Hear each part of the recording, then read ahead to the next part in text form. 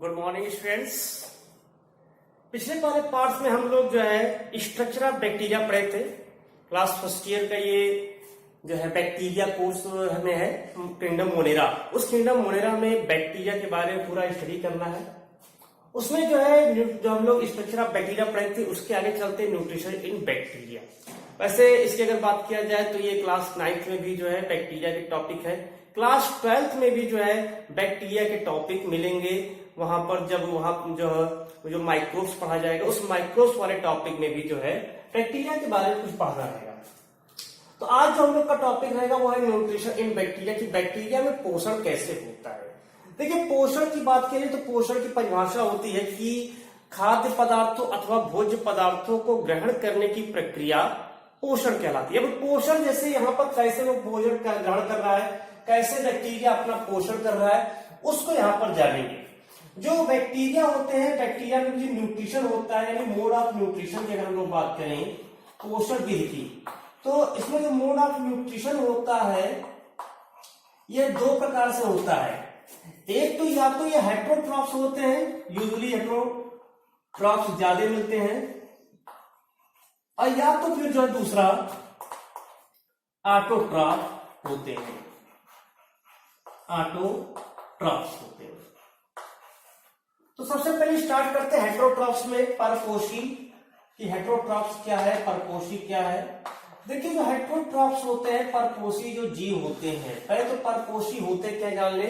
पर मतलब दूसरे, पोषी मतलब पोषण करना, यानी एक जीव जब किसी दूसरे जीव के द्वारा अपना पोषण प्राप्त करता है तो उसे परपोषी कहते हैं। जैसे मनुष्य हो गया, मनुष्य भी जो है परपोषी में आता है क्योंकि वो अपने भोजन के लिए किसी दूसरे जीव पर निर्भर रहता है। उसी प्रकार से बैक्टीरिया में भी जो हेट्रोट्रॉप्स होते हैं ये अपने पोषण के लिए किसी दूसरे जीव पर निर्भर करते हैं। तो इसमें हेट्रोट्रॉप्स में कई श्रेणियां आती है। जैसे इसमें सबसे पहले आता है पैरासाइट। इसमें कुछ जो ऐसे होते हैं बैक्टीरिया, कुछ बैक्टीरिया की बात किया जाए तो ऐसे होते हैं जो परजीवी होते हैं। परजीवी का मतलब होता है कि जो अपने पोषण के लिए किसी दूसरे सजीव जीव पर निर्भर होते हैं। यानी किस पर डिपेंड होते हैं? अगर डिपेंड्स की बात किया जाए, डिपेंड्स इन लिविंग ऑर्गेनिज्म, यानी अपने न्यूट्रिशन के लिए जो है ये किसी सजीव जीवों पर निर्भर होते हैं और उसी सजीव जीवों से अपना पोषण प्राप्त करते हैं। जैसे एग्जाम्पल में अगर देख लें तो बहुत सारे रोग का नाम सुने होंगे जो बैक्टीरियल डिजीज होता है। जैसे उस पे नाम सुने, टीबी हो गया, मान लीजिए टीबी हो गया किसी को, कॉलरा हो गया, कॉलरा हो गया, या इसके बाद जो है टाइफाइड हो गया, टाइफाइड हो गया। तो बहुत सारे ऐसे जो रोग होते हैं जो हम लोग बैक्टीरिया के द्वारा, निमोनिया है बैक्टीरिया के द्वारा होते हैं, उसको कहते हैं जो है पैरासाइट। जिसमें TB, cholera, typhoid, pneumonia, diphtheria, तो बहुत सारे उसमें जो डिजीज होते हैं। तो ये सब होते हैं जो पैरासाइट के होते हैं। पैरासाइट का मतलब होता है कि जब कोई जीवाणु किसी सजीव के शरीर के द्वारा अपना पोषण प्राप्त करता है तो उसे हम परजीवी जीवाणु कहते हैं। दूसरा इसमें होता है सेप्रोफाइट। सेप्रोफाइट, सेप्रोफाइट का मतलब होता है मृतोपजीवी। मृतोपजीवी यानी मतलब कह सकते हैं कि वे जीवाणु जो अपना पोषण किसी सड़े गले अंशों, मृत कार्बनिक व कार्बनिक पदार्थों, मृत कार्बनिक पदार्थों से प्राप्त करते हैं, उनको जो है मृतोपजीवी या सेप्रोफाइट कहते हैं। जैसे इसमें एग्जाम्पल की अगर बात किया जाए तो इसमें एग्जाम्पल जैसे राइजोपस होता है, राइजोपस, जो राइजोपस है, राइजोपस हो गया, म्यूकर हो गया, ठीक है, एगैरिकस हो गया, एगैरिकस हो गया, जिसे हम लोग मशरूम भी कहते हैं, एस्परजिलस हो गया, एस्परजिलस हो गया। लेकिन ध्यान रहे एस्परजिलस की कुछ प्रजातियां जो है पैरासाइट भी होती हैं जो एस्परजिलोसिस रोग उत्पन्न करती हैं, फेफड़ों से संबंधित होता है, और ये सेप्रोफाइट के रूप में भी पाए जाते हैं। तीसरा होता है सिम्बियोसिस। सिम्बियोसिस, सिम्बियोसिस का मतलब होता है यहां पर जो है सहजीवी। मतलब कि साथ साथ जीवन यापन कर रहा है। यानी कि एक जो बैक्टीरिया है, एक बैक्टीरिया भी जीव है, वो अपने पोषण के लिए किसी दूसरे जीव पर निर्भर तो है, लेकिन बदले में उसको भी कुछ ना कुछ लाभ दे रहा है। मतलब दोनों के बीच में यहाँ पर जो अंडरस्टैंडिंग है, और वो उससे बेनिफिट ले रहा है, बैक्टीरिया उस जीव से बेनिफिट ले रहा है, और जीव उस बैक्टीरिया से भी बेनिफिट मिल रहा है। तो इस प्रकार को कहते हैं सिम्बियोसिस। इसमें अगर एग्जाम्पल बात करें कि किसके किसके बीच में होता है, तो जो लेग्यूमिनोसी फैमिली के सदस्य होते हैं, लेग्यूमिनोसी, जैसे उसमें जो है कह सकते हैं मटर आ जाता है, चना आ जाता है, जितनी भी दलहनी फसलें हैं, मटर, चना, उड़द, अरहर, सेम, तो ये सभी जो लेग्यूमिनोसी में आते हैं। तो लेग्यूमिनोसी जो फैमिली के पौधे होते हैं, इस लेग्यूमिनोसी फैमिली के पौधों की जड़ ग्रंथियों में पाया जाता है राइजोबियम,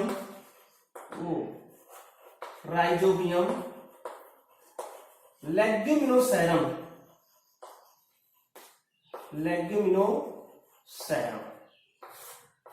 ये जो राइजोबियम लेग्यूमिनोसेरम होता है, ये जो लेग्यूम ऐसे दलहनी फसलों की जड़ ग्रंथियों में पाया जाता है। अब करता क्या है ये जो है नाइट्रोजन का स्थिरीकरण करता है। तो जब नाइट्रोजन का स्थिरीकरण करता है, उस नाइट्रोजन को नाइट्रेट में बदलता है, तो उससे जो एनर्जी मिलती है उसको उपयोग स्वयं कर लेता है। बाकी जो होते हैं, जो उसमें नाइट्रेट होता है, वो नाइट्रेट पौधे ले लेते हैं, क्योंकि पौधे कभी भी नाइट्रोजन को नाइट्रोजन के रूप में नहीं लेते, बल्कि उसके यौगिकों के रूप में ग्रहण कर सकते हैं। तो ये यहाँ पर सिम्बियोसिस होता है। एक किसी में होता है जो है सिनर्जिस्म, एक होता है सिनर्जिस्म। देखिए जो सिनर्जिस्म होता है, इसकी अगर बात किया जाए तो जब जहां पर दो बैक्टीरिया एक साथ जो है सिम्बियोटिक नेचर में हो, मतलब सिम्बियोसिस की जो प्रक्रिया हो, जो बैक्टीरिया और बैक्टीरिया के बीच में हो रही है, तो उसको सिनर्जिस्म कहते हैं। जैसे हम लोगों के ट्रेंच माउथ, जो दांत में एक रोग होता है, टीथ में वह एक रोग होता है ट्रेंच माउथ। इस ट्रेंच माउथ रोग में जो है दो बैक्टीरिया एक दूसरे पर डिपेंड होते, तब जाकर के रोग उत्पन्न होता है, तो उसको जो है सिनर्जिस्म के नाम से जानते हैं। तो ये इतने प्रकार के हेट्रो जो है ट्रॉप्स होते हैं, जिसके द्वारा बैक्टीरिया अपना पोषण प्राप्त करता है। लेकिन ऐसा नहीं कि केवल हेट्रोट्रॉप्स होते हैं, बैक्टीरिया जो है ऑटोट्रॉप्स भी होते हैं, बैक्टीरिया ऑटोट्रॉप्स भी होते हैं। अब ऑटोट्रॉप्स में भी दो श्रेणियां होती हैं, एक होता है फोटोसिंथेटिक,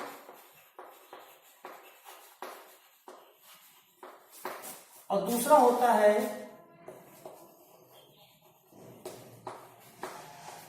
कीमोसिंथेटिक। मीन्स प्रकाश संश्लेषी और रसायन संश्लेषी। फिर एक क्वेश्चन आए कि प्रकाश संश्लेषी कैसे हो सकते हैं, जबकि इसमें जो है क्लोरोफिल, हमने बताया कि प्लास्टिड है, लवक या क्लोरोप्लास्ट या क्लोरोफिल, ऐसा कुछ नाम ही नहीं बताया, ये पाया नहीं जाता। तो इसमें फोटोसिंथेसिस कैसे होता है, इसमें पाया जाता है, लेकिन वो जो है प्लास्टिड से भिन्न होता है, क्योंकि सिंगल मेम्ब्रेन होता है, एक झिल्ली का बना होता है, जिसको हम लोग कहते हैं, अगर मान लेते हैं कि वो क्या नाम, बैगनी रंग का जो है, जो बैगनी बैक्टीरिया होते हैं, पर्पल बैक्टीरिया होते हैं, उस पर्पल बैक्टीरिया में अगर बात किया जाए तो पाया जाता है बैक्टीरियो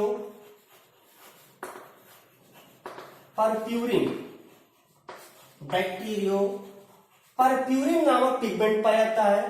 मान लेते हैं रेड बैक्टीरिया है, तो इसमें जो है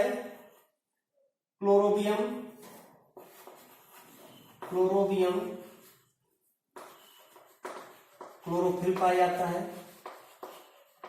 लेकिन ये क्लोरोफिल हायर प्लांट से पाया जाने क्लोरोफिल से भिन्न होता है। ध्यान रखें, अगर मान लेते हैं जैसे कि ग्रीन है बैक्टीरिया, तो उसमें जो है बैक्टीरियो विरुडिन पाया जाता है। तो इस तरह से जो है कुछ उसमें पिगमेंट लाइक स्ट्रक्चर पाए जाते हैं, वर्णक के समान संरचना पाई जाती है, जिसके द्वारा वो अपना जो है प्रकाश संश्लेषण करते हैं। लेकिन यहाँ पर जो हाइड्रोजन डोनर होता है, जैसे अगर हम हायर प्लांट में आए तो CO2 प्लस H2O, यानी हाइड्रोजन डोनर वहां पर H2O होता है। लेकिन यहाँ हाइड्रोजन डोनर जो होता है वो H2O ना होकर के कोई दूसरा एक सल्फर कंटेनिंग कंपाउंड होता है, कोई दूसरा सल्फर कंटेनिंग कंपाउंड होता है यहां पर। तो जैसे मान लेते हैं H2SO4 ही मान लेते हैं, H2SO4, तो ये हो गया कार्बन डाइऑक्साइड। ये इसके अलावा जो कोई भी हो सकता है, अदर एनी अदर जो है सल्फर कंटेनिंग कंपाउंड भी हो सकता है जो यहां पर जो है आ सकता है। यानी CO2 जो है किसी भी सल्फर कंपाउंड से जाकर के जुड़ सकता है और सल्फर कंपाउंड से जुड़ करके वो यहां पर जो है C6H12O6 मीन्स यहां पर भोजन निर्माण करेगा और इसके अलावा प्लस यहां पर सल्फर एंड वाटर या फिर कोई जो है अदर ऑक्सीडाइज्ड कंपाउंड बना लेता है। तो इस प्रकार से अपना भोजन प्राप्त करता है। लेकिन यहां पर जो हाइड्रोजन डोनर होता है वो जल ना होकर के कोई एक सल्फर कंटेनिंग प्रोडक्ट्स होते हैं और ये उपस्थिति में होते हैं किसके, इनमें से कोई भी एक हो सकता है, कोई भी पिगमेंट हो सकता है, लाइट के प्रेजेंस भी होता है, लेकिन इसके साथ में यहाँ पर इसमें से कोई भी एक पिगमेंट होता है जिसकी उपस्थिति में CO2 जो है ये यहाँ पर H2SO4 से जो है क्रिया करता है और क्रिया करने के पश्चात जो है C6H12O6 का निर्माण यहाँ पर करता है। तो ये था फोटोसिंथेटिक वाले में। अब आते हैं कीमोसिंथेटिक में। तो कीमोसिंथेटिक के बारे में थोड़ा सा देख लेते हैं। दूसरा है टॉपिक कीमोसिंथेटिक मतलब रसायन संश्लेषी।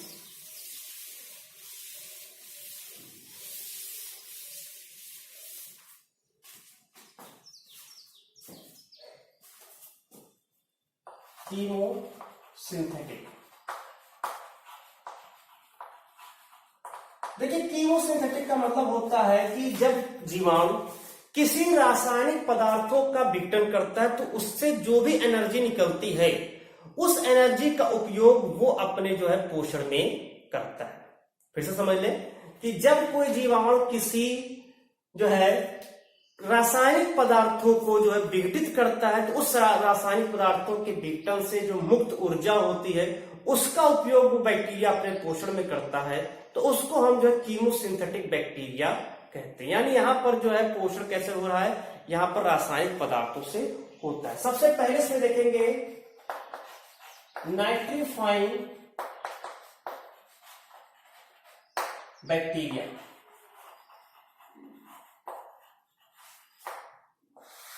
नाइट्रीफाइंग बैक्टीरिया, देखिए जो नाइट्रीफाइंग बैक्टीरिया होता है, अगर इसकी बात करें नाइट्रीफाइंग बैक्टीरिया में दो होते हैं। सबसे पहले तो एक नाइट्रोसोमोनास और नाइट्रोसोकोकस होता है, नाइट्रोसोमोनास एंड एक नाइट्रोसोकोकस होता है, नाइट्रोसोकोकस।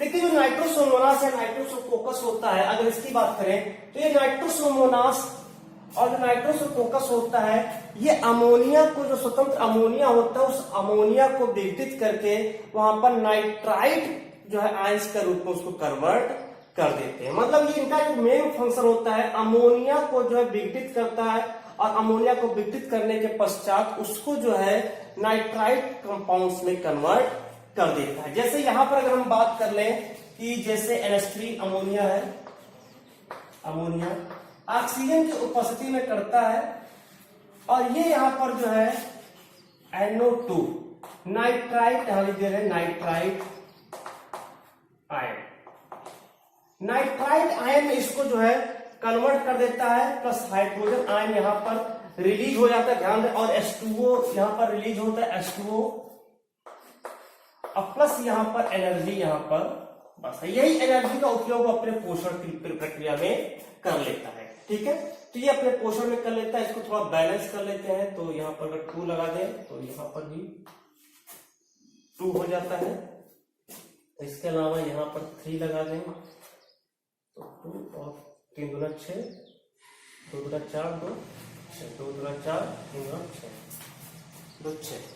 इस तरह से यहां पर जो है नाइट्रीफाइंग बैक्टीरिया, तो इसमें जो यूज होता है नाइट्रोसोमोनास आते हैं, नाइट्रोसोमोनास हो सकता है या जो है यहाँ पर नाइट्रोसोकोकस आते हैं, उत्पन्न होते हैं। अब इस नाइट्राइट आयन को जो है एक और दूसरा बैक्टीरिया नाइट्रोबैक्टर, एक दूसरा बैक्टीरिया में नाइट्रोबैक्टर होता है, ये इस जो यहां पर नाइट्राइट आयन होता है, इस नाइट्राइट आयन को पुनः ऑक्सीजन से क्रिया कराता है, और कौन सा होता है नाइट्रोबैक्टर।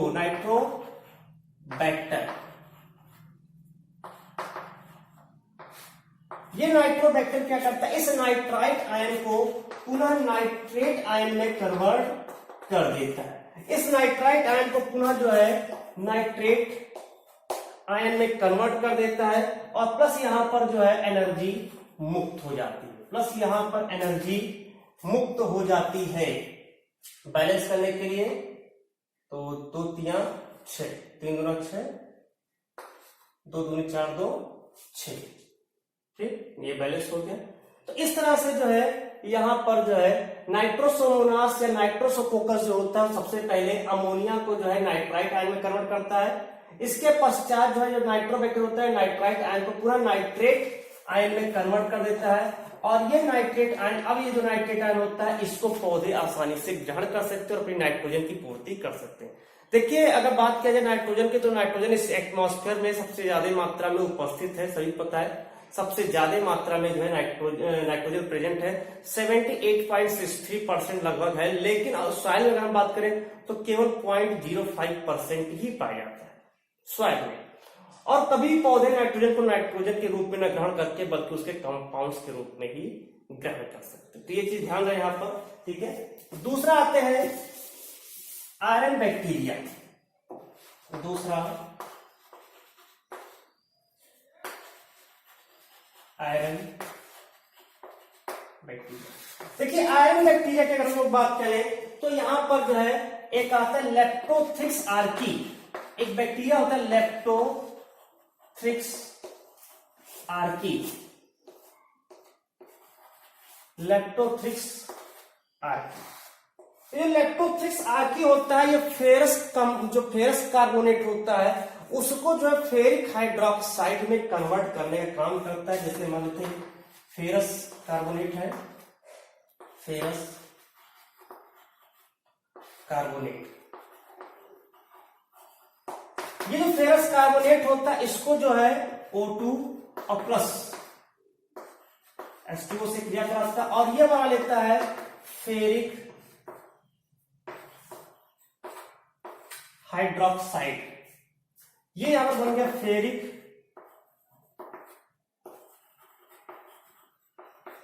हाइड्रोक्साइड में कन्वर्ट हो जाता है, और प्लस यहां पर जो है CO2 और प्लस एनर्जी रिलीज हो जाता है, ठीक। तो इसको बैलेंस करने के लिए 4 और 4, ठीक है, और 6H2O, तो ये यहां पर जो 4CO2। इस तरह से जो फेरस कार्बोनेट को जो है ये जो लेप्टोथ्रिक्स आर्की होता है, आयरन बैक्टीरिया है, ये लेप्टोथ्रिक्स आर्की ने क्या किया, फेरस कार्बोनेट को जो है फेरिक जो है हाइड्रोक्साइड में कन्वर्ट किया। इस प्रक्रिया में जो भी एनर्जी यहाँ पर रिलीज हुआ उस एनर्जी का उपयोग अपने पोषण में करता है। तो ये यहाँ पर आयरन बैक्टीरिया होता है। अगला होता है हाइड्रोजन बैक्टीरिया।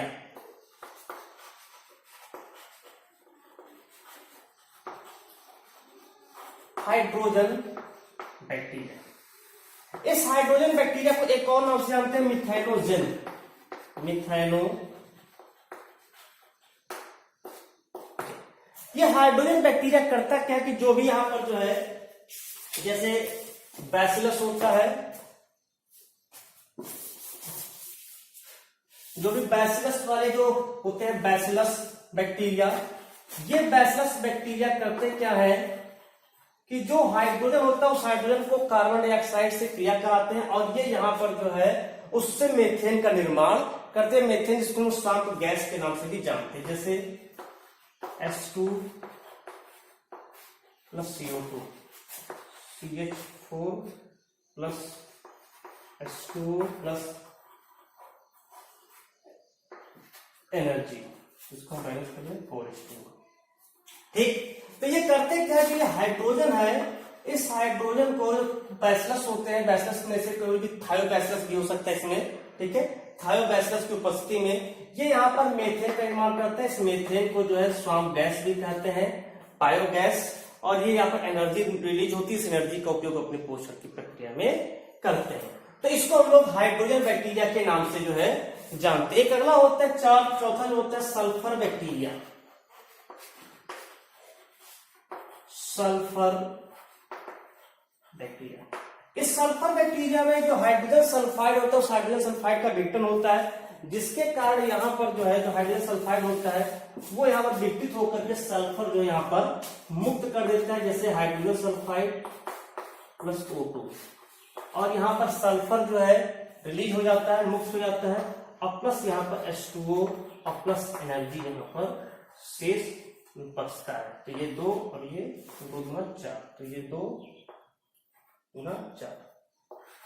तो इस तरह से यहाँ पर जो है 4 प्रकार के कीमोसिंथेटिक बैक्टीरिया होते हैं। नाइट्रीफाइंग बैक्टीरिया होता है, iron bacteria, hydrogen bacteria and sulphur bacteria. तो ये अलग अलग प्रकार के जो कार्बनिक जो रासायनिक पदार्थ उस रासायनिक पदार्थों का विघटन करके अपना पोषण की प्रक्रिया करते हैं और अपने जो एनर्जी से रिलीज हो रहा है इस एनर्जी को जो उपयोग वो अपने पोषण की प्रक्रिया में करते हैं। तो ये जो पूरा टॉपिक था ये था न्यूट्रिशन इन बैक्टीरिया की बैक्टीरिया में किस प्रकार से पोषण की प्रक्रिया होती है। तो आई होप ये ठीक ये जो टॉपिक था इस टॉपिक को अच्छे से समझ लीजिए, और इसके बाद जो है हम लोग भी बैक्टीरिया में अभी 1-2 टॉपिक और है उसको भी जो क्लियर कर लेंगे इसके अगले वाले पार्ट्स में। तब तक के लिए धन्यवाद।